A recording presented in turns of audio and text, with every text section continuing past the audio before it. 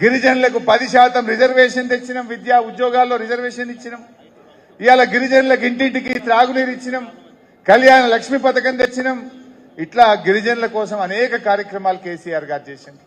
ఆ పిల్లలకు ST corporation ద్వారా పెద్ద ఎత్తున డబ్బులు ఇచ్చి పిల్లలకు స్వయం ఉపాధి పథకాలు కల్పించాం. మొన్న మేము అసెంబ్లీలో అడిగినాం. ఎస్టీ డిక్లరేషన్ పెట్టింది కదా కాంగ్రెస్. ఎస్సీ ఎస్టీ డిక్లరేషన్ పెడితే కాంగ్రెస్ వచ్చిన 2.5 సంవత్సరాల్లో మా ఎస్సీలకు ఏం చేసిండ్రు, మా ఎస్టీలకు ఏం చేసిండ్రు, మీరు కేటాయించిన నిధులన్నీ ఎంతమందికి లాభం జరిగిందో చెప్పండి అని మొన్న అసెంబ్లీలో అడిగినాం. వింటే ఆశ్చర్యపోతారు మీరు. ఎస్టీల కోసం బడ్జెట్లో 2730 కోట్లు పెట్టిండ్రు. మీకేమనిపిస్తుంది? అరే బాగానే పెట్టింది కదా 2730 కోట్లు అనుకుంటాం.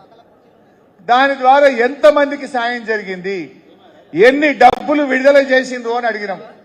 ఒక్కరికి సాయం చేయలే, ఒక్క రూపాయి కూడా విడుదల చేయలే. ఇది కాంగ్రెస్ పార్టీకి ఎస్టీల మీద ఉన్న ప్రేమ. అట్లా ఎస్సీల గురించి అడిగినాం.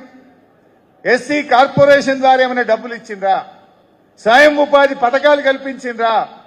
ఆనాడు ఎలక్షన్ల ముందు ఖార్గే గారిని పట్టుకొచ్చి ఎస్సీ ఎస్టీ డిక్లరేషన్ అన్నారు. 10th పాస్ అయితే 10,000, డిగ్రీ పాస్ అయితే ₹1,00,000, పీజీ చదివితే 5 లక్షలు, పిహెచ్డీ చేస్తే 10 లక్షలు, కార్పొరేషన్ లోన్లు, ఎస్సీ ఎస్టీల భూములకు పట్టాలు. ఇక వాళ్ళ నోటికి మొక్కాలి ఆ రోజు. పోనీ ఎస్సీ కార్పొరేషన్ ద్వారా ఏమైనా చేసిందా అని అసెంబ్లీలో అడిగినాం. పెట్టిన బడ్జెట్లో 5,403 కోట్ల రూపాయలు బడ్జెట్లో పెట్టిండట. 5,403 కోట్లు పెట్టిండ్రు.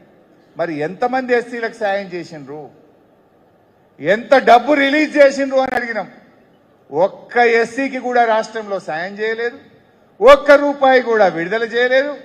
కానీ ఎస్సీల భూములు మాత్రం ఇండస్ట్రీల పేరు మీద గుంజుకున్నాం. పరిశ్రమలు పెడతామని, కాలువలు దవ్వుతామని లగచర్లలో గుంజుకోలే. ఈ పాలమూరు జిల్లాలో ఎవరి భూములవి? మా ఎస్సీ ఎస్టీల భూములు. పట్టాలు ఇస్తామని చెప్పిండ్రు, దళితుల గిరిజనుల భూములు గుంజుకున్నారు.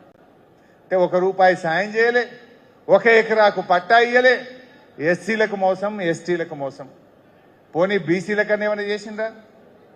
బీసీల కోసం కార్పొరేషన్లు పెట్టిండ్రు, కార్లు ఇచ్చిండ్రు, చైర్మన్లు పెట్టిండ్రు. 1 రూపాయి ఇయ్యలే, 1 పైసా రిలీజ్ కాలే. బడ్జెట్లో 1370 కోట్లు పెట్టి బీసీలకు కూడా 1 నయా పైసా రాలే. కేసీఆర్ గారు ఉండగా యాదవులకు గొర్రెలు ఇచ్చిండు. వీళ్ళు ఏమన్నారు?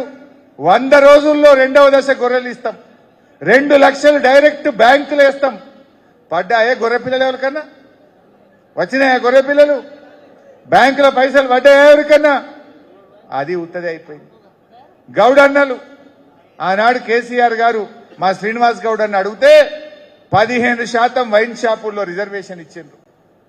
కాంగ్రెస్ వాళ్ళు ఏమన్నారు? మేము 25% ఇస్తాం. వచ్చిందా 25 రాలే. చెట్టు మీదకి వెళ్ళి వాడు చనిపోతే 1000 మంది గౌడన్నలకు ఎక్స్గ్రేషియా కూడా ఇయ్యని ప్రభుత్వం ఈ కాంగ్రెస్ ప్రభుత్వం. మా ముదిరాజులు గంగపుత్రులు ఇలా కేసీఆర్ గారు ఉండగా 1000 కోట్లు ఖర్చు పెట్టి వలలిచ్చిండు, లూనాలు ఇచ్చిండు. ఇలా వాళ్ళు తిరిగే లూనాలు ఎవరి? కేసీఆర్ గారు ఇచ్చినాయి. వలలు, లూనాలు, మోపే అన్ని ఇచ్చిండు. ప్రతి సంవత్సరం 100 కోట్లు ఖర్చు పెట్టి ఉచితంగా చేప పిల్లలు వేసింది బీఆర్ఎస్ ప్రభుత్వం. మరి కాంగ్రెస్ వచ్చినాక చేప పిల్లలు వస్తున్నాయా? 2 ఏళ్ళ చేప పిల్లలు బంద్. ఇప్పుడు మళ్ళీ ఇయ్యాలి. ఇప్పుడు వానలు పడితే చెరువులు నిండితే మళ్ళీ ఇయ్యాలి. ఇంతవరకు టెండర్లు పిలవలే, బడ్జెట్ కేటాయించలే. మరి 3వ సంవత్సరం కూడా చేప పిల్లలు వేస్తారా అంటే డౌటే కనబడుతుంది. యాదవులకు మోసం, గౌడ్స్కు మోసం, ముదిరాజులకు మోసం, మొత్తం బీసీలకు కూడా మోసం చేసింది. ఎవరికి? పోనీ విద్యార్థులకు చేసిండ్రా? రేవంత్ రెడ్డే విద్యాశాఖ మంత్రి. విద్యార్థులకు ఇచ్చే ఫీజు రియంబర్స్మెంట్ వచ్చిందా? ప్రైవేట్ స్కూళ్లలో ఫీజు నియంత్రణ జరిగిందా? అది జరగలే. హైకోర్టు మొట్టికాయలు వేసిన ఇవాళ పిల్లలకు ఫీజు రియంబర్స్మెంట్ డబ్బులు ఇస్తలేదు. దాదాపు 20 లక్షల మంది పిల్లల భవిష్యత్ ఆగమైంది. ఎస్సీ ఎస్టీ బీసీ పిల్లలకు ఫీజు రియంబర్స్మెంట్ డబ్బులు లేక సర్టిఫికెట్లు ఇస్తలేరు. వాళ్ళ చదువులు ఆగిపోయినాయి. ఉద్యోగ అవకాశాలు ఇవాళ కోల్పోతున్నటువంటి పరిస్థితి ఉన్నది.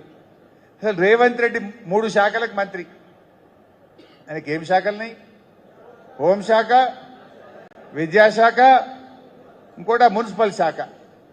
రేవంత్ రెడ్డి హోంమంత్రి అయ్యిండు, ఈ రాష్ట్రంలో కేసులు పెరిగినాయి.